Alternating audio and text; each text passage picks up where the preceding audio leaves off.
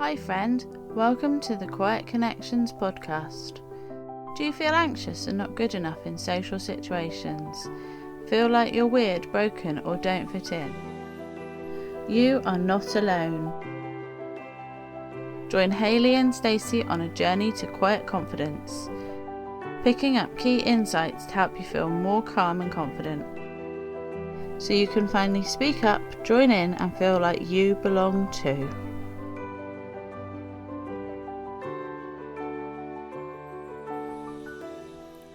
Hello and welcome back to the Quiet Connections podcast. This is a special one today because not only are we joined by our wonderful guest, Fiona Campbell-Howes, who is an introverted entrepreneur, founder of a global company and freelancer with an inspiring message to share with you all. But this episode is also a real-life example of a comfort zone stretch made by one of our quiet community members, Julia, who reached out to Fiona, set up this call and leads the interview. So as it's always important that we acknowledge those comfort zone stretches and all the wins that we all make along the way, I'd like to offer a huge well done and thank you to Julia. So when you think of a woman who has founded a successful global company and numerous freelance businesses, what do you see? Now add presenting at conferences, delivering training workshops, and working with top tech brand names such as Microsoft and Slack. You probably picture a person full of extroverted confidence, who must never struggle to speak, network, or feel doubtful, don't you? It's easy for us to assume that others don't experience the same anxieties that we do, and for us to believe that we're less capable than they are, or for us to strive for success based on what we are told that it's meant to look like, even if it's not what we actually want or suits who we are. Which is why I'm super excited to share this interview with you today, because Fiona has a different message to share, and we think it's so important for you to hear. Hello. Hi, Julia and Fiona. Thank you so much for joining me today. And Julia, thank you so much for setting up this interview. My pleasure. Today we're joined by Fiona Campbell-Howes and Julia, who some of you may already recognise from an interview that I did with Julia a little while ago around perfectionism, and also from being an active member in our quiet community. So Fiona, would you like to start by sharing just a little bit about who you are and what you do?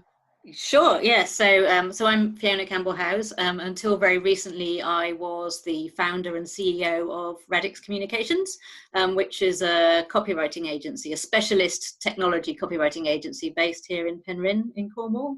And I'm Julia. As Stacey said, I'm one of the members of the Quiet community. I've done some mindful baking sessions, if some of you recall, but I've also been interviewed by Stacey about my TED Talk on perfectionism and my relationship with perfectionism. Today I'm really happy to be interviewing Fiona with Stacey because I think Fiona's experience can be really valuable to the Quiet community. The first time I heard Fiona speak was at a Google Women Tech Makers event, I think a couple or 3 years ago. And she was talking about her experience as an introvert of setting up a business and running a business. And I thought it was extremely inspiring and that it might benefit all of us. So thank you, Fiona, for joining us today. To people who already don't really know you, can you tell us a bit more about your background and what got you into setting up a business here in Cornwall? Yeah, sure. So kind of professionally, I've worked in the tech industry for my whole life. So I started out maybe 25, 26 years ago working in PR in a kind of technology PR agency. But really quickly I realized that the whole kind of media relations side of it, so schmoozing journalists, taking journalists out to lunch, that wasn't for me. And I really preferred the writing side of things. So I loved writing press releases and case studies for my clients. But I really didn't like the social side of it at all. So kind of over the years since then, I've specialised more and more on the writing side. So I did work in-house for a bit at a big tech company in their PR department, but I've mostly specialised as a writer, and I've actually gone freelance as a writer 4 times now in my career. And the 3rd time I went freelance was when I moved to Cornwall about 13 years ago. So I moved from London to Cornwall because I'd met a man, and I moved down here to move in with him in Falmouth. And I went freelance. I thought, well, I can work from anywhere as a writer, so I can freelance easily from Cornwall.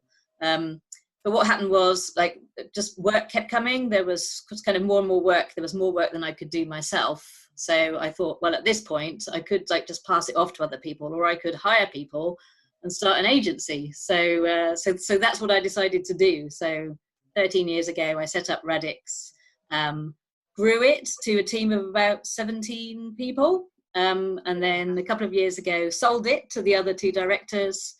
I stayed there for a little bit to just kind of see the transition through. And then earlier this year in March, I left Radix and I set up as a freelance writer for the 4th time in my life. That's an amazing background that's really amazing. Thank you for sharing that. So you're saying that setting up this business was quite the adventure, I understand. Is it what you feel most proud of in achieving in your career? So I definitely do feel proud of it. Sort of having set up the business and grown it to this bigger team, and then having all these kind of clients globally around the world, because we were writing for people like Microsoft and Slack and Xerox and Salesforce and companies like that. So I do feel proud of that. But I think the thing that I'm proudest of is the creation of the jobs. Because when I first moved to Cornwall, I was already quite aware that Cornwall needed to have better jobs. It needed to have better paid, more permanent, more kind of sort of digital economy style jobs. And I thought, well, that's something that I can help a little bit with if I've got this work that's coming. So the fact that I created 16 jobs, I almost brought a new capability to Cornwall as well, because B2B technology copywriting is quite a specialist area, and it's mostly concentrated around London and the home counties. And to have set up an agency, which is quite a world-class agency, with a global client base here in Cornwall, it's almost kind of brought that skill to Cornwall, which is now being perpetuated because I've left, but the agency is still continuing to hire people, still continuing to take on clients from around the world. So I think that's what I'm most proud of. That's really amazing. So thinking about all of that, you can't, like most of our community might feel like, oh, she must be such an outgoing person and such a confident person, but actually you consider yourself as an introvert. So can you tell us more about like what it was like to set up this business and to move on from the freelancer world as an introvert and doing all of that? Yeah, so I mean, I think there's 2 sides to it. So actually growing the business and sort of signing on new clients and talking to clients, and I really loved that side of it. I absolutely loved that side of growing the business, because we were based in Cornwall and the clients were kind of in London or they were around the world. There wasn't that kind of social aspect to it, and as an introvert and somebody who has social anxiety as well, I really don't enjoy small talk. I don't enjoy socializing. I don't enjoy any of that. But I do love talking to clients about work and what their problems are and how I can solve them with my writing. So I really enjoyed that part of it. It was the having the people, the managing the people. And I'm apologize to anybody from Radix that might be listening to this. I think they already know. And it's not, I mean, they were absolutely lovely people, and they are absolutely lovely people. But as an introvert, I like to have kind of my own space and my own quiet time and my own alone time. And when you're running an agency and it's kind of an open plan office and you've got 16 people around you and there's people coming up to you all the time with questions about things. And then because the office was only a minute's walk from my house, and I had my young family at home, like that, literally that 1-2 minutes walk was my downtime in the day. that was my quiet time. And 1 or 2 minutes, I mean, you will both know as introverts as well, 1 or 2 minutes of quiet time in the day is not enough. No. So definitely not enough. so that was the bit that I found difficult, the kind of always having people around me, always being in conversation, always having to answer questions, and kind of just having all that kind of noise around me was the difficult part. It's kind of emotionally draining. It is absolutely draining, and as a classic introvert, any kind of interaction and noise it drains energy. So yes, absolutely. When that's all you've got in the day, it's very wearing. Did you have any techniques for how you managed that for such a long time, like whilst being in the office? Was there any like secret thing that you used to do that just helped it a little bit? I did not in the office. In the office, I just like put up with it. But it was sort of coming out at weekends. I'd have this really kind of stressful, full-on week. Then on Saturday morning, I just couldn't do anything. And then my husband would say, let's go meet up with so and so, or let's take the kids out to so and so, and we would go, and I would just have panic attacks, and it would just be really horrible. And I eventually realized I need that Saturday morning. Like, I have to have that downtime, because otherwise I just can't cope with this life. So we came to an arrangement in the end that I would have Saturday mornings to myself, and he would take the kids out, and I would have be alone in the house. So that must have been blissful. It was because I was, genuinely getting quite worried about myself at a certain point. So. Yeah, and at some point you really do need to ask for what you need in order to actually care for yourself. So yeah, it's great to see that actually that made a difference to have those mornings, those Saturday mornings to yourself. Yes, and I do think, if others are listening in a similar situation, I do think you need to ask for that at work as well. I didn't feel like I could, because I was running the business. I felt like I need to be there for everybody all the time. I need to go on all of these client calls. I need to be in this meeting. I need to be in that meeting. And I think if that's affecting your mental health, which it was for me, I think you need to ask for some time. If you don't have the power to give yourself the time, you need to ask for it. And if you have got the autonomy to give yourself the time, then you need to give yourself that time. It's like, don't be so hard on yourself, don't try to push through everything. I think that's such an important message to share.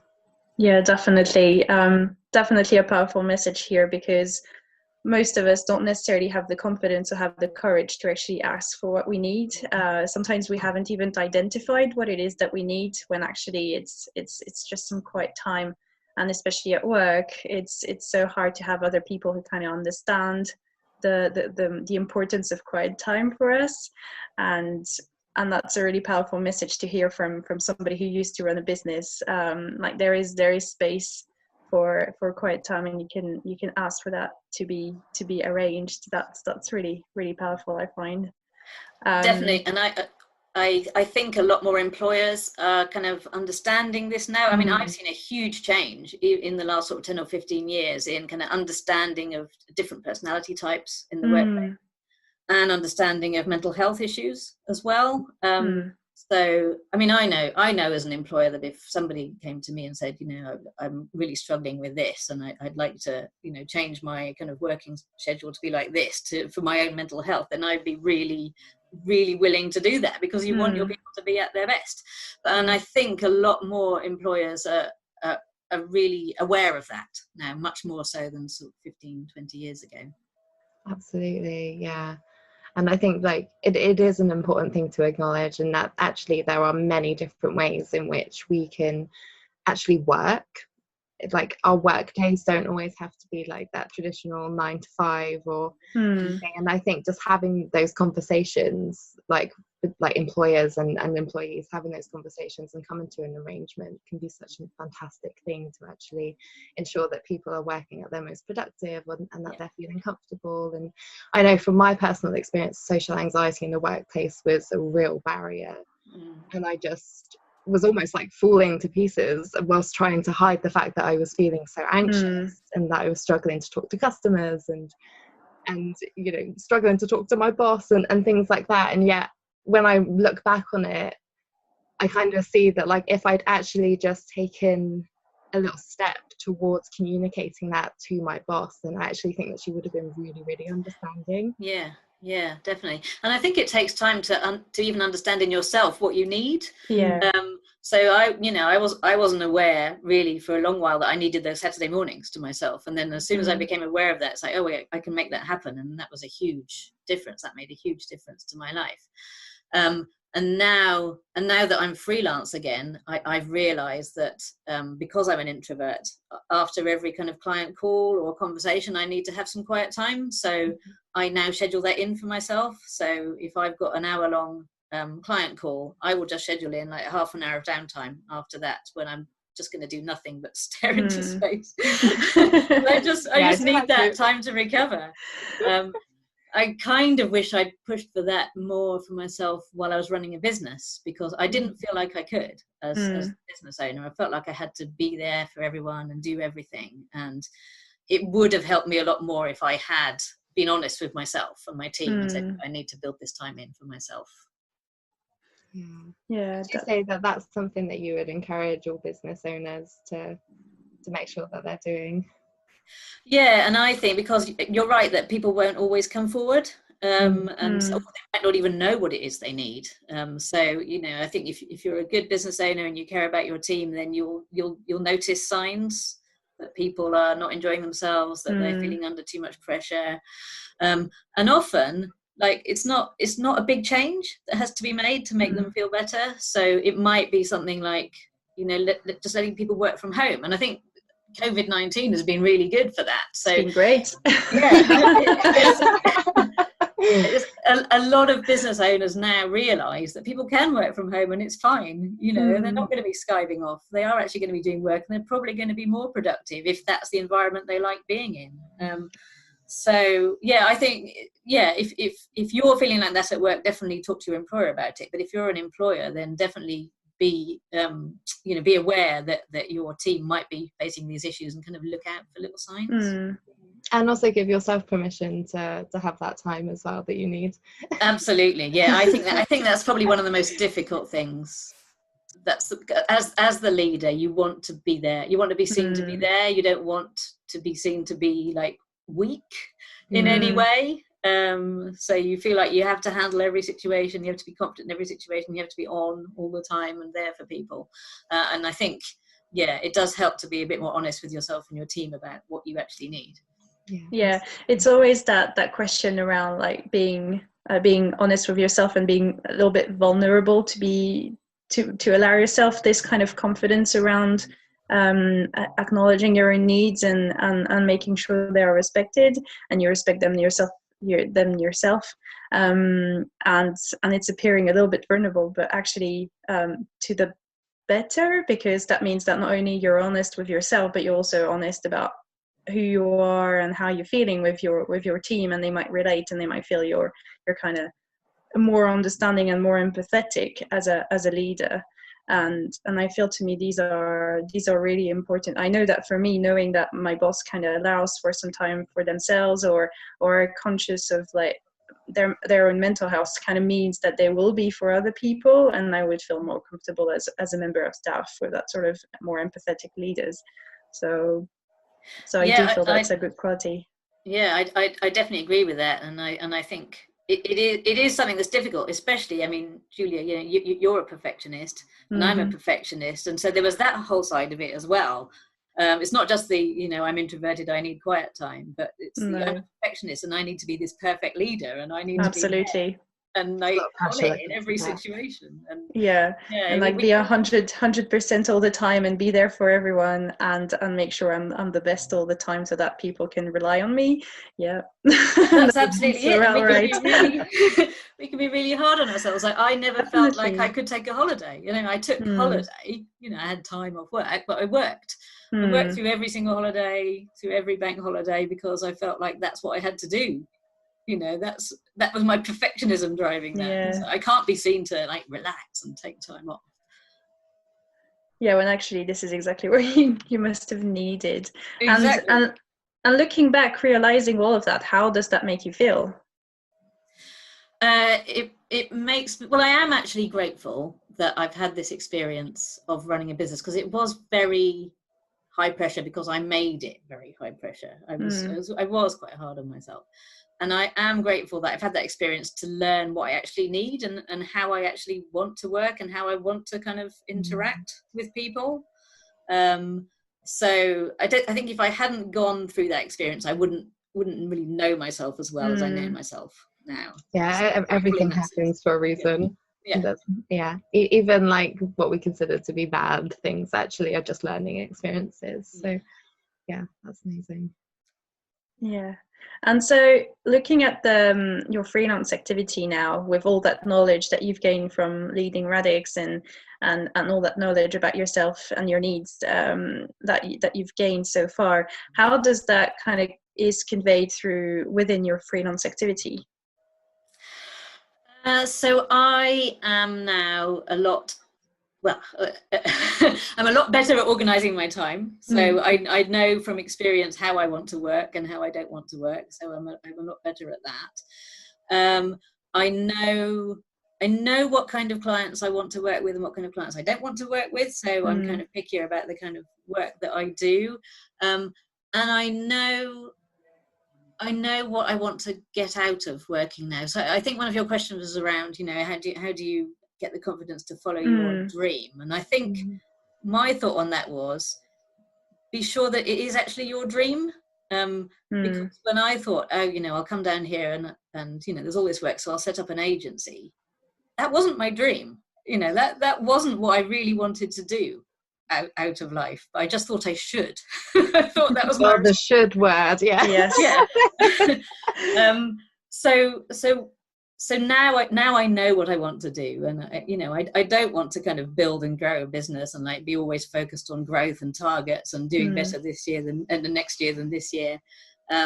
I just want to work on nice projects with nice clients and like schedule my time so that I'm not like too stressed all the time. I like a bit of stress, but I don't want to be absolutely stressed every day. No. So I've learned a lot of that, but I do think, maybe it's just me, or maybe it's like lots of introverts. We feel pressure to be something that we're not. So we feel if we're like talented at something, we feel pressure to be like really, really successful at that thing. And success means like getting out there and making people aware of you and growing and getting bigger and all of that. And I think you just have to be really sure, is that actually what you want to do, or does your ideal life actually look like something else?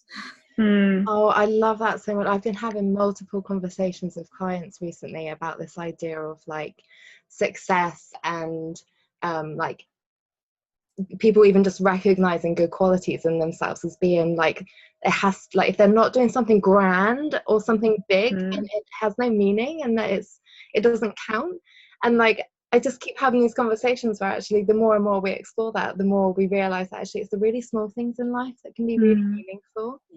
And that like you don't have to be this like international global business person in order to actually have been successful in life. It could just be that you've had, that like you're really good at attending your garden and you're a really good gardener, and that actually those little things are what brings joy, and those things are just as impactful and meaningful like in the grand scheme of things. So yeah, I really love that, the sense of like you really have to be like honest with yourself about actually what does success look like for me, what does happiness look like for me. That's exactly it, because I think my whole life I've kind of defined success as in other people's definitions of success and what other people would like to see me doing, and now I've realized that just leads to a whole lot of stress and pressure, because you're never good enough. I used to think, I've built this agency and it's doing pretty well, and there's a lot of us and I've really, really pushed myself hard. But then I look around and there's like huge agencies and global agencies, and like we're just tiny compared with them. So should I? At one point I started thinking, well, I should probably open an office in the States and start growing globally. And then just the thought of getting on a plane and going to the States and looking for an office and like going through the whole thing and getting visas. No, it's like not for me. That's somebody else's view of success. It's not mine. Absolutely, yeah. And I think that is such a big thing that so many of us experience is that pressure from like what do we believe other people are expecting from us. And yet that expectation might not always match up with what we truly want. And no, and who we truly are as well.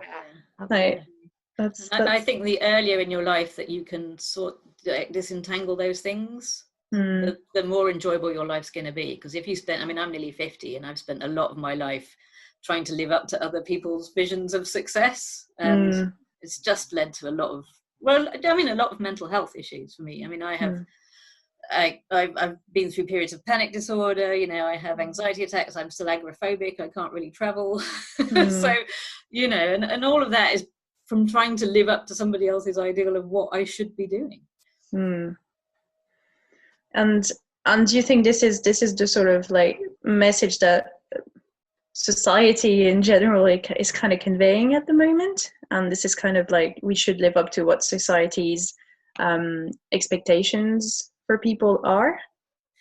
So I think there has been a lot of that, and I think social media has been responsible for a lot of that, and like people putting their best selves out there on LinkedIn and Twitter and Facebook and what have you, and Instagram, and you thinking, oh God, I've got to live up to this ideal now.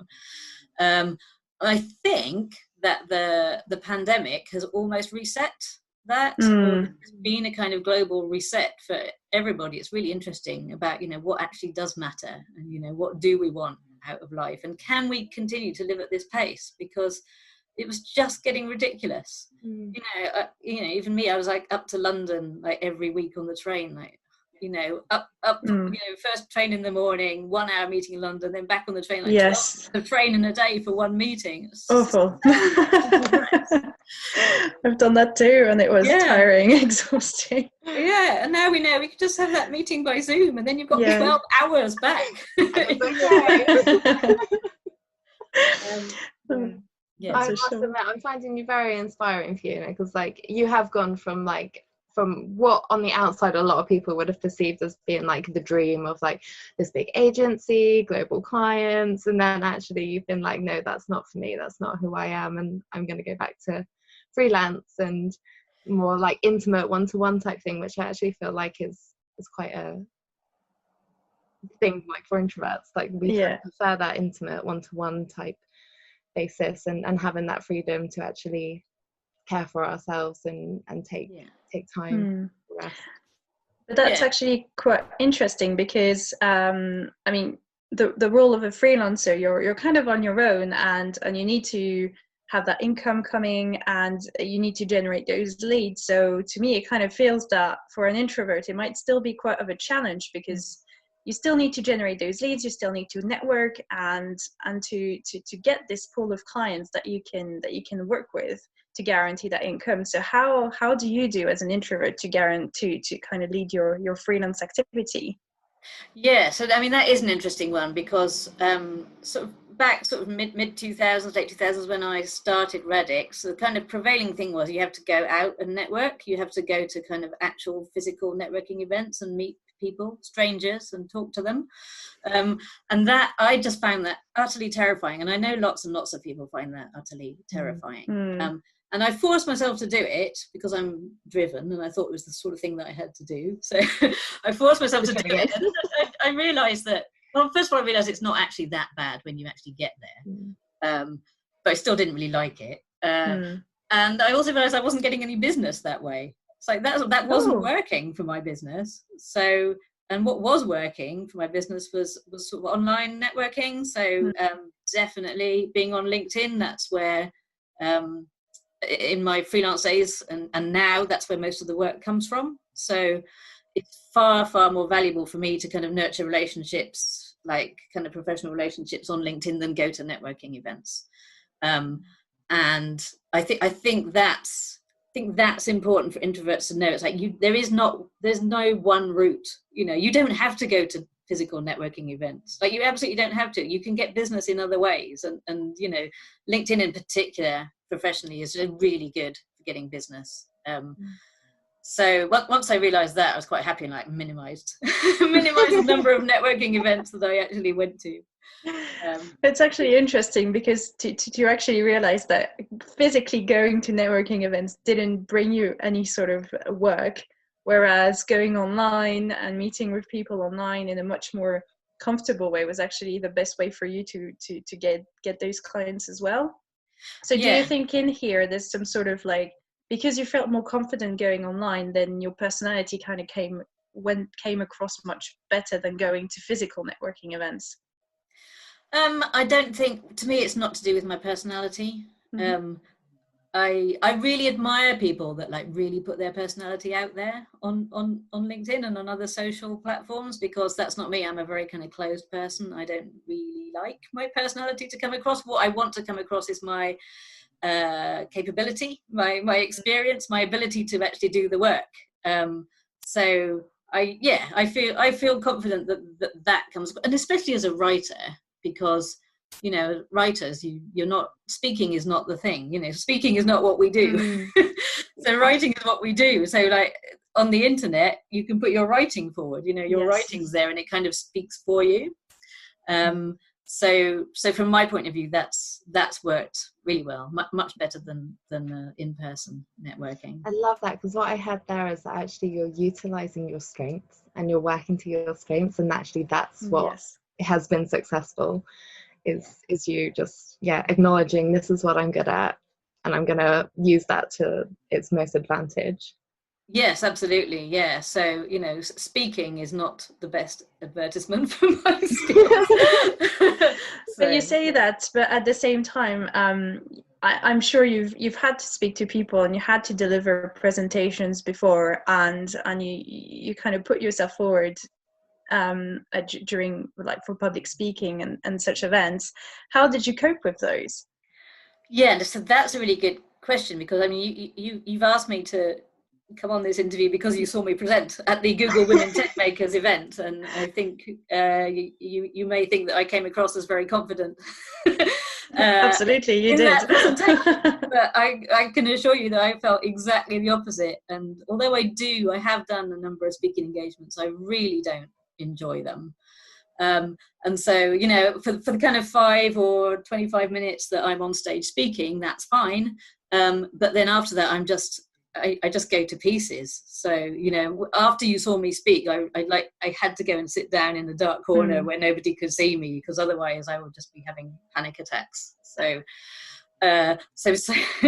basically I hold it together for the time that I'm on stage, and then I go to pieces. That's that's how I cope with those things, and preparing for them as well. So for me, I have to be really, really prepared for those things. I have to be really confident that I know exactly what I'm going to say. I can't just get up on stage and wing it. Yeah, that's what I've always felt around public speaking. Is the more I prepare, the more I rehearse, the more confident I feel about delivering the presentation. I've also found that engaging with the audience was quite comforting, because I felt I wasn't just on my own presenting. So I kind of found that engaging with the audience, trying to make them involved as well, and asking them questions, kind of put them on the same spotlight that I was on, and kind of sharing that sort of difficulty. I've always found that this was quite helpful. Kind of shared the responsibility of delivering the presentation. Yeah, I think that's a really good point. So it helps you not feel so exposed and so alone. And I know this is something that I've really experienced at work, because when I was at Radix, I used to run a lot of workshops for clients. Oh, yes. Like messaging workshops, and they would be like quite intense, like 4 or 5 hours workshops. And I used to do the client team were like sitting around the table in the room, and I'd be like standing like a teacher basically at the whiteboard and writing up the things that they were saying and sort of asking them questions and stuff. And then after a certain number of those, I just started to have panic attacks in the middle of those things. I absolutely hated it. I felt like I was exposed, like everybody was looking at me, like I was on my own. To the point where I actually went and got CBT, cognitive behavioral therapy, because I couldn't cope with doing these workshops anymore. And it was just, they were all I was thinking about. I was just like terrified of the next one, because I had to do them all the time. And then I just tried a different approach one time. So I just, instead of standing up, I sat at the table with the people. And instead of writing on a whiteboard, I basically just like projected my screen and like type notes, so they could see the writing appearing up on the big screen. And that completely changed it. I haven't had a panic attack in a workshop since doing that. Oh, that's really great. Yeah, I can relate to that. So I remember I went into a university a couple of years ago and was going to do a presentation in front of some students. And as I got there, I started to feel really, really nervous. And I was like, right, I need to do something to make like myself feel more comfortable in this situation. And I spotted a beanbag over in the corner, and I was like, I'm actually just going to sit on the beanbag in front rather than stand up and like make myself like, well, feel too exposed. I was like, I'm going to settle into a beanbag, feel comfortable, and just like talk to them as if we're just having a casual chat. And that was so much more effective for me because I felt more comfortable, I felt more confident. So yeah, I think that's really important. Yeah, and I think, you know, a lot of people have this fear of getting up in front of an audience and talking. And I think if there are things that you can do to make yourself feel just more part of the audience rather than they're all looking at you, then I think that can definitely. Definitely agree with this statement. I'm conscious that we're reaching the end of our interview. Unfortunately, it's been really interesting. It's been really great. But I mean, the reason this is so inspiring is because you put yourself through so much exposure and so much comfort zone stretching through your career, and especially through Radix, and it's really inspiring to see you as an introvert kind of going through that and having the same fears and the same anxieties, but still finding your own ways to kind of make through it. And I think that's the most inspiring thing through this interview, is that you always manage to find a way to make it comfortable for you, even though it wasn't too comfortable. So I guess what I would like to end on is what sort of advice would you give to people for them to feel a bit more comfortable stretching their comfort zone? So I think it's definitely finding the right way for you. Just forget what you've seen other people do. You know, that might work for them, but if that doesn't work for you, just don't do it that way. Find the way that works for you. And just, I mean, don't feel like you've got to get yourself too far out of your comfort zone. I mean, if you like really pushing yourself, then yes, but, you know, don't feel pressure. You know, don't feel like, you know, you're letting somebody down, or you're not living up to somebody's expectations if you don't like really put yourself out there. I think it's about being honest with yourself about what you are comfortable with and what you're not, and building your kind of life and your career around what you feel happy doing. You know, if you're being successful in inverted commas but you're not happy, then you're not being successful. No, it's not success, is it? Oh, thank you so much. That's a lovely message. Thank you so much for being with us today, Fiona. That was great, a great interview, and I'm sure it will inspire so many people in the Quiet community to kind of like feel that they can do it as well, and they don't need to stretch themselves too much to be successful and to kind of do what they want. So thank you for your experience. Everybody is kind of experiencing these anxieties. Like, none of us are truly alone with it. So thank you for your vulnerability. It's been really great hearing your story today. Thank you. That's an absolute pleasure. Thank you very much for inviting me. And I will, like, one last thing is I was terrified of doing this interview. I was terrified as well. And now I've done it, and it was lovely. So I'm glad. So thank you. I've really enjoyed it. So it's been great to speak to you. Oh, well, thank you for your time on this, and thank you for your bravery. Can't remember. Courage. And thank you so much, Julia, for setting up. No, my pleasure. So how might you redefine success on your own terms? As someone who is more introverted and more naturally quieter, what does that quiet confidence look like for you? Thanks for tuning in, and be sure to check out next week's episode. In the meantime, stay connected.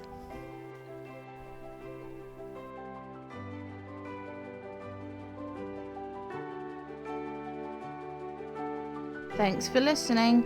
You can find the show notes from this episode at quietconnections.co.uk. If you enjoyed this episode, please help us reach more people by leaving a review. With gratitude for the support of the National Lottery Community Fund.